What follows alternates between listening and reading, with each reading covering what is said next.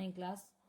बेटा as you know कि आप लोगों के एग्ज़ाम स्टार्ट होने वाले हैं हाफ ईयरली, और ऑलरेडी आपको सिलेबस और ये फॉर्मेट वगैरह मिल ही चुका है ग्रुप पे। होप आप लोगों ने चेक किया होगा। आपको रिवीजन के लिए भी थोड़ा सा मटेरियल भेजा है मैंने, और ताकि आपको हेल्प हो जाए, लेकिन आपको पूरे सिलेबस के अकॉर्डिंग ही प्रिपेयर करना है। ऐसा नहीं कि उसमें जो क्वेश्चंस भेजे हैं बस वो वही आएंगे, ये सब कंफ्यूज होने की ज़रूरत नहीं है। आपका फॉर्मेट आप एक बार मैं बताती हूँ। अर्धवार्षिक परीक्षा हिंदी पाठ 9 मैं अमर शहीदों का चारण से पाठ 17 मृत्तिका तक आपको आने वाला है। उसके बाद आपका फॉर्मेट है बहुविकल्पीय प्रश्न, मतलब MCQs रहेंगे। देन उसके बाद खाली स्थान, सही गलत की पहचान, सही जोड़ी का मिलान, एक वाक्य में उत्तर। तो ये 5 तो आपके ऑब्जेक्टिव हो जाएंगे। देन उसके बाद लघुत्तरीय प्रश्न है, दीर्घोत्तरीय प्रश्न है, संदर्भ प्रसंग व्याख्या है।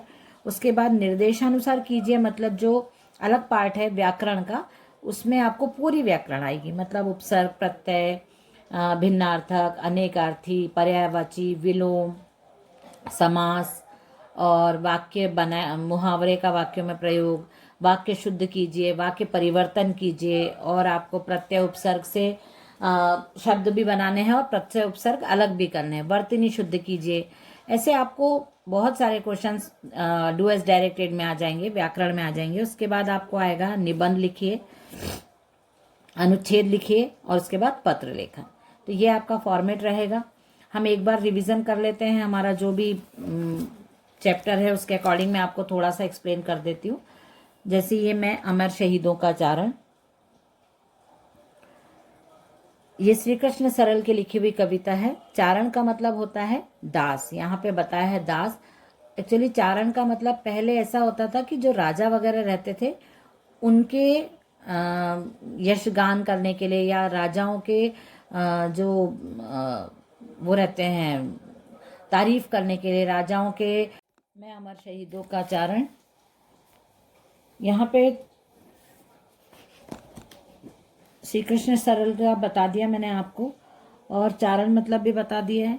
तो उन्होंने राजाओं के तारीफ करने के लिए, राजाओं के बल का बहुत बखान करने के लिए चारण रखे जाते थे। पहले राजा लोग रखते थे अपना यशगान करने के लिए, ताकि दूर दूर तक प्रसिद्धि हो राजा के बल की, राजा के शौर्य की, पराक्रम की।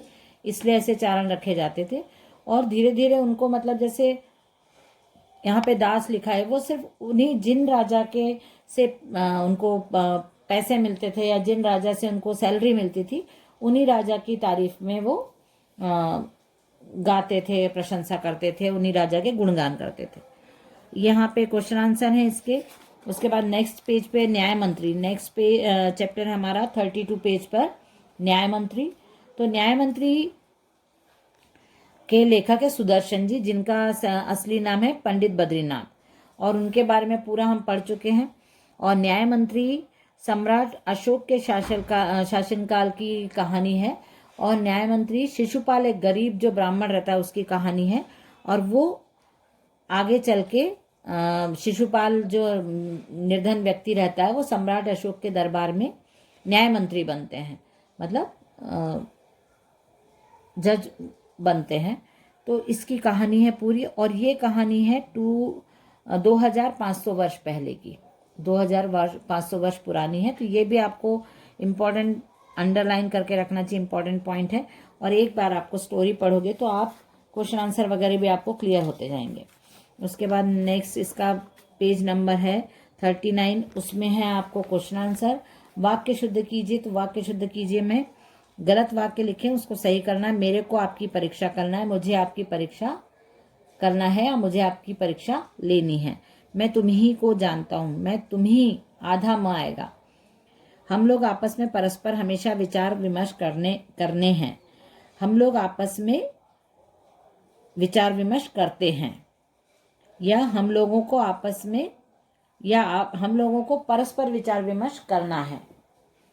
मैं सोती नींद से उठ बैठा, मैं नींद से उठ बैठा। कृपया उनका कार्य करने की कृपा करें, कृपया कार्य करने की कृपा करें। ये कृपया कृपया 2 बार नहीं आएगा।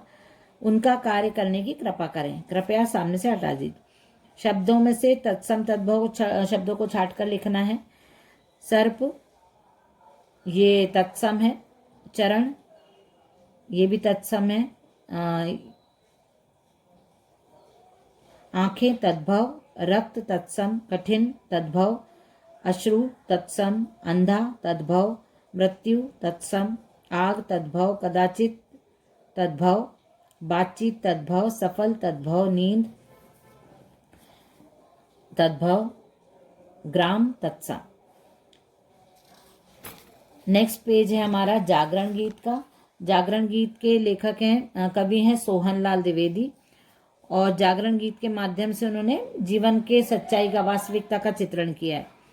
जागरण गीत में क्वेश्चन आंसर दिए हैं। उसके बाद चैप्टर आता है हमारा जब चाणक्य ने दूसरा दीपक जलाया। तो चाणक्य कौन थे? आचार्य चाणक्य चंद्रगुप्त मौर्य के महामंत्री थे और बहुत प्रतिभाशाली, बहुत बुद्धिमान। चाणक्य नीति तो मतलब पूरे वर्ल्ड में फेमस है। वो अपनी नीति के अनुसार ही शासन व्यवस्था को चलाने का विचार रखते थे। और सेल्यूकस कौन था? सीरिया का राजा था जो भारत भ्रमण के लिए आया था। और चंद्रगुप्त के दरबार में जो राजदूत थे उनका नाम क्या था? मैक्सथनीस था। तो चाणक्य के बारे में पूरी स्टोरी है, तो ये आपको रीड करना है। उसके बाद हमारा है बालिका का परिचय। बालिका का परिचय में सुभद्रा कुमारी चौहान इसकी कवयित्री हैं, लेखिका हैं। बालिका का परिचय में बालिका के बच्चियों के बारे में, मतलब जो गर्ल चाइल्ड रहती है उनके बारे में बताया है कि बालिका क्यों जरूरी होती है और कैसे, कितना महत्व है बालिका का किसी भी परिवार के जीवन के लिए। तो यहाँ पे उन्होंने बालिका को अंधेरे में दीपक बताया है, घटा के समान बताया है, नैनों की ज्योति बताया है, ईशा की क्षमा, मोहम्मद का विश्वास तथा गौतम की दया के रूप में चित्रित किया है।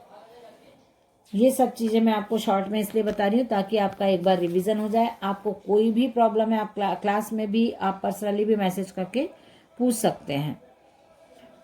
नेक्स्ट हमारा चैप्टर है मेहमान की वापसी। मालती जोशी इसकी लेखिका है। ये एक कहानी है। इस कहानी में मूक पशु, मूक मतलब जो नहीं बोल सकते, बेजुबान, उनके पशुओं के और मनुष्य के प्रेम के, आपसी प्रेम के बारे में वर्णन किया है इस कहानी में। और इस कहानी में जो पेट है, मतलब जो पालतू पशु है, इसका नाम जॉली है। और जो मुख्य पात्र है, बच्चा जो है, उसका नाम अजय है। तो ये कहानी मनुष्य के और पशुओं के प्रेम के ऊपर आधारित है। इसका पेज नंबर 52 पे क्वेश्चन आंसर, लोकोक्तियाँ, मुहावरे। नेक्स्ट चैप्टर है हमारा वरदान मांगूंगा नहीं। तो वरदान मांगूंगा नहीं में कवि शिवमंगल सिंह चौहान इसके कवि हैं। यहाँ पे उन्होंने बताया है कि कवि ने कि हमको सेल्फ रिस्पेक्ट के साथ अपना जीवन बिताना चाहिए।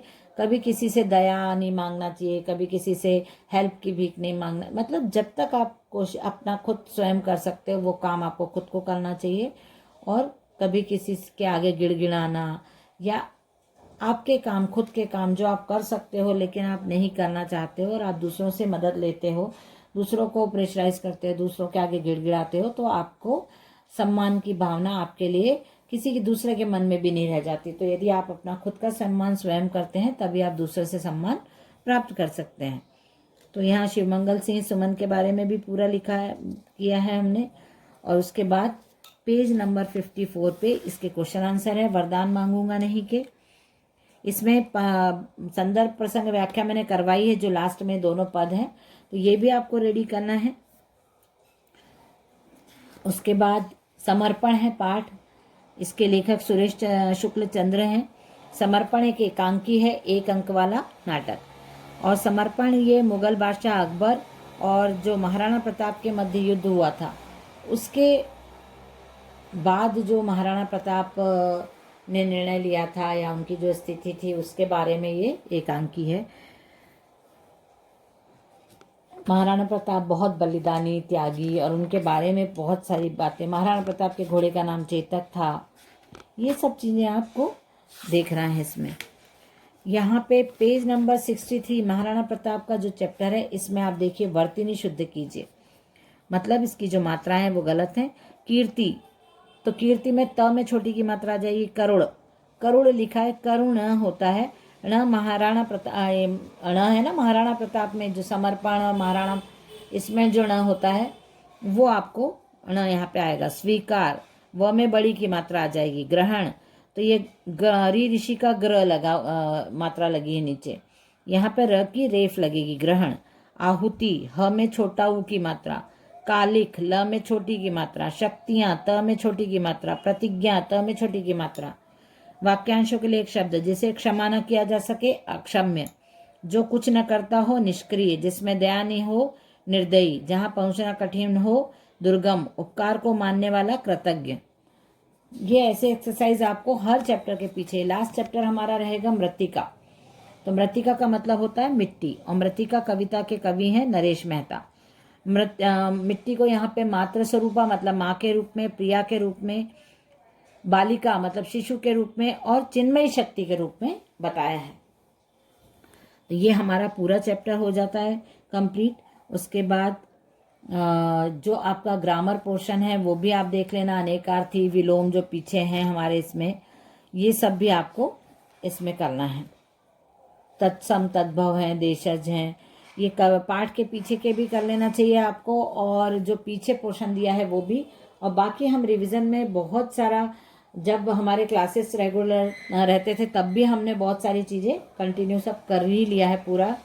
होप आपको कोई प्रॉब्लम नहीं आएगी। और if you have any problem you can message me any time. आप मैसेज कर सकते हो, मैं आपको हेल्प कर दूंगी उसमें। ओके बेटा, चलिए bye everyone, all the best.